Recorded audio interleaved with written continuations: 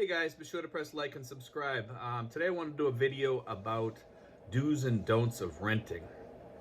Okay, the first thing that you want to do is when you're looking for a rental is in the area that you want, go around that area yourself and ask around to people if they know of any rentals in that area. And usually you'll find a few people that are renting. And like in my area, there's all kinds of rentals around here. And they're very good prices for that matter. But the other thing is also, like, if you go by a gated community, and some of these gated communities will let you in to go check for rentals, and you can drive around or walk around or whatever and see if and ask around if there's any rentals in the area, and they'll tell you, yeah, there's a house over here. Some of them will have a sign out front, some may not. Some might be a neighbor that knows that the house next door is up for rent or whatever. You have to ask around. But when you approach these people about the rentals, make sure, I'm sorry, this is my computer. Make sure that you talk to these people and tell them, hey, I'm on a limited budget. Start with that. And I would really like to rent your place, and if I could take a look at it first. And then when they throw you out a price, and if it sounds like a decent price, you can still negotiate. And always remember that. And make sure you negotiate in what you want. If you want toilets in there, then that's what you want. If you want blue paint like this here, because some of them have bright green paint, or some might have white paint that's all filthy, or some have no paint at all, or some have wallboard or what have you. Make sure it's to your liking, because you're going to be, if it's a long-term rental. If it's a short-term rental, you're not going to worry too much about what it's, what they have. But you also want to make sure that it has a shower, okay? Some people want hot water, some people don't care. I don't care about the hot water too much. It is nice to have, but, in the cooler seasons here, and it does get cool here at night. The other thing is American toilets. You definitely want to have an American toilet, here. It just, you don't want to be using a bucket to flush your toilet or anything like that. So ask them if you can have that put in. And sometimes if you're there for the long term anyway, it's worth it. I just told them I'd pay for it or whatever, and you have them put that in. The other thing is air conditioning. Does it have an air conditioning, a place to put an air conditioner? Most places do, some don't. It depends. When you're in the lower price ranges, a lot of them don't. So you want to ask them if you can put it in, and a lot of them will let you. Okay, they'll facilitate that for you. Okay, and they'll pay to have that all done so you can put it in. Okay, some people won't. Okay, the other thing is when you're negotiating for long-term rentals, you have the upper hand, because if you tell them that you're going to pay in advance for like 6 months or a year, say, would you be willing to take 10% off? Now they want to have the money in their hand, so they're thinking, wow, I can get 5 months in advance right now, so they're going to jump on it. And so you might be able to have something thrown in there, like the extra paint. I mean, to paint a place, it costs them like $20 to paint the whole apartment, so just tell them, say, listen, but I want it painted with a fresh coat of paint, and I want it cleaned up, because it's dirty. And when you go look at these apartments, guys, look at it with a different eye. Because most of the time in the United States, when you're going to look at a rental, at least in some cases, most cases, they have it cleaned up because they want to show it and they want it to look nice. Over here, some of the people don't care. They just don't care what it looks like. So when you walk in, it's like, I don't want to live here. It's cockroach infested or whatever, it's filthy, it's dirty, the bathroom's gross. Look at it with an eye that, what's it going to look like after it's cleaned up? Okay, because if you go in there and you spend 4 hours to clean it up and you got a nice place, yeah, it's probably worth it. And some of the stuff you can negotiate with the landlord to have them clean it up for the most part. Have everything wiped down, the glass all done, the gardening outside done, things like that. So those are the things you definitely want to negotiate. You have the upper hand if you pay in advance. Like I said, negotiate that stuff. Say, listen, well, if I'm going to do this and I'm going to pay you in advance, I want this, this, and this done before I move in. So I'm going to come back and check before I give you the money. Never give them the money up in advance. Never. Okay? Say, I'll give you like 25, $25 to hold it, or whatever that the equivalent is in pesos. It's like, I don't know, 25 bucks is like what? 1,250 pesos or something like that, or somewhere around there. Anyway, so you're gonna do something to hold it and say, listen, if I don't rent it, I get that money back if you don't clean it. So I want it cleaned. So I want something written stating that. So have them write that out. Everything needs to be in writing, guys, so there's no misunderstandings.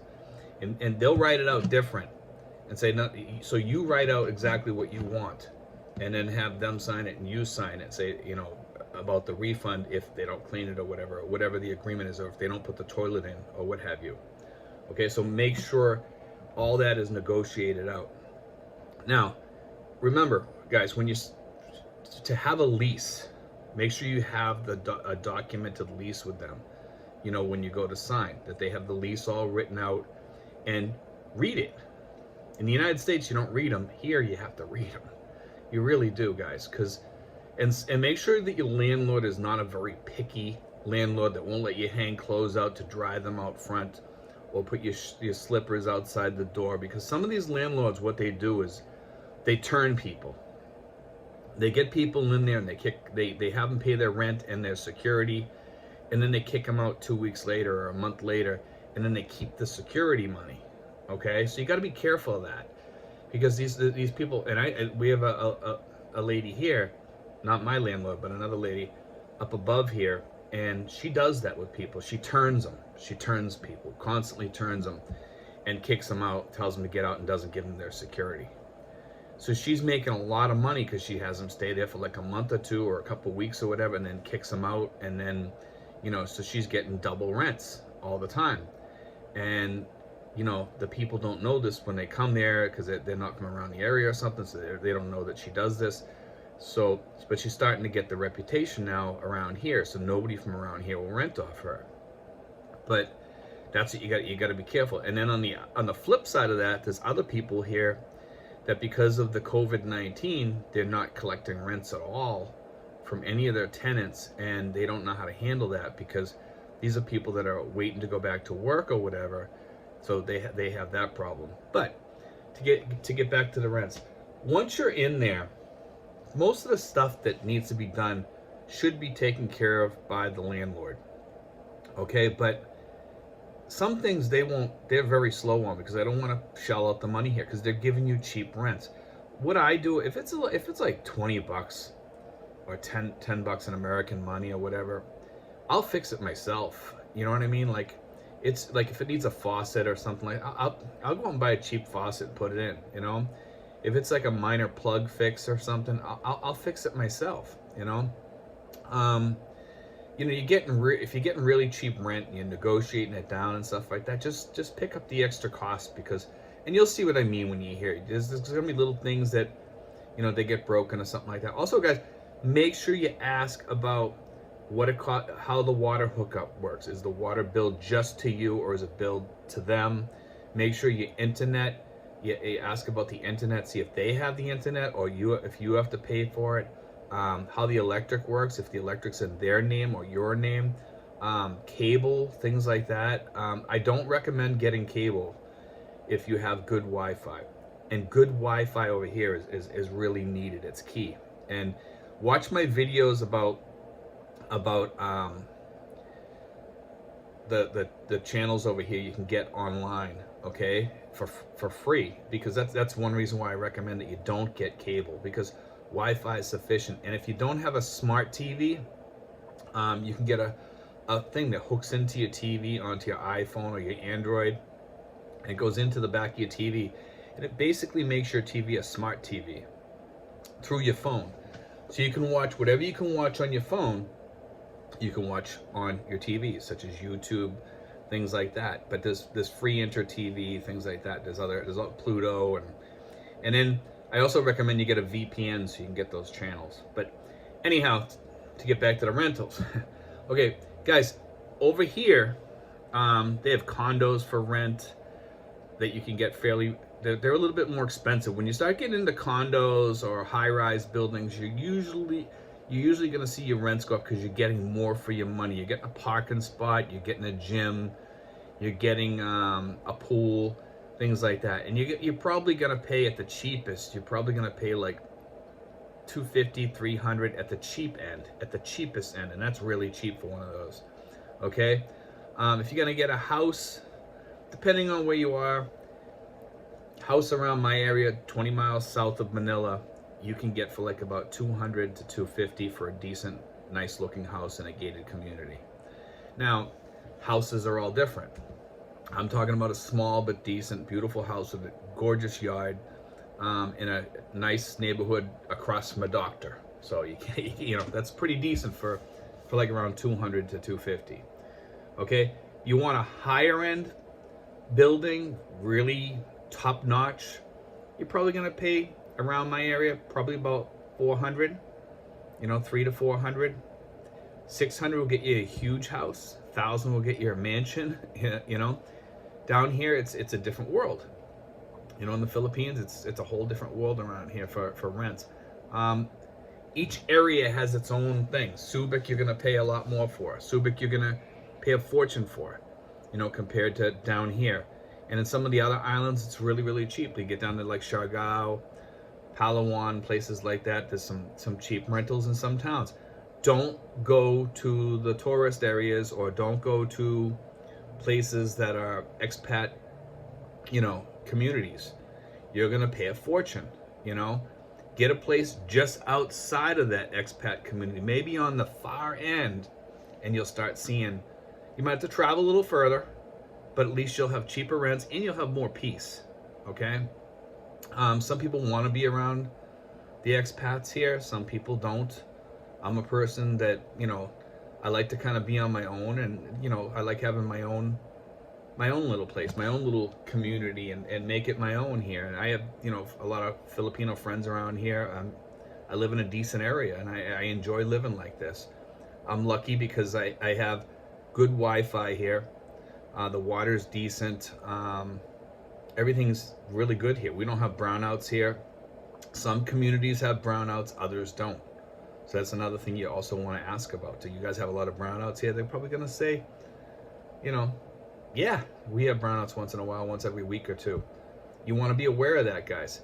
If you have brownouts, get like it's called a Silvertech, okay? And it's like a battery that will run your computer and run your Wi-Fi when the electricity goes out for your rental. It'll help you a lot, okay? And it'll save your computer from just going like that, okay? The other thing is storage. Make sure your house has like a little bit of storage if you need to store things or whatever. Most places don't have any closets here. You know, if you don't have closets, you can usually have one. You can buy these things. They're Ruby, let's see, closet cabinets. They're plastic, okay? And they come in handy to store all your junk, your clothes, or whatever you want to store away. And I have that, and I have a wooden one too that I had built from the guy across the street who makes furniture. So I mean, this is all stuff you can do when you know, once you get your place or whatever. But the best place to, the best thing to do before you go out and look is get a Airbnb in that section and just start looking around. You know what I mean? And that's the best way to find your place. And you know, like I said, you're gonna have to scour neighborhoods and ask around about rentals in that neighborhood, and you'll find one. You'll find one. They're pretty easy. They're pretty available. There's always people not paying their rents, things like that, and they're looking for a good person. So, you know, like I said, they see an American, they'll negotiate with you, but don't let them start from a high point and then work you down to what they're going to charge a Filipino. Don't let them do that. That's why I say have a Filipino with you, and then say, do you mind if I talk to them for a second? I just want to talk in private. They'll let you talk. Usually say, I just want to, you know, talk to them about, you know, see if this is a good deal or not, and then come back to them and tell them what you think. You know, you know, most of the stuff is common sense, you know, here, but like finding the places is going to be your biggest issue. Negotiating sometimes can be big, but most of the time, you know, they'll come to their senses and they'll say, all right, I'll rent it to you, because they want their rent. They want their rent. And if you pay them in advance, they're gonna even negotiate it better, because they're thinking, okay, a bird in hand is worth two in the bush. So I got, I want that money in my hand. That's what they're gonna be thinking. Okay, even if it's 3 months in advance, if you just want to do 3, you can still got some negotiating to do with that. Because they're thinking money in my hand. Okay, most cases you're gonna have to put the toilet in yourself.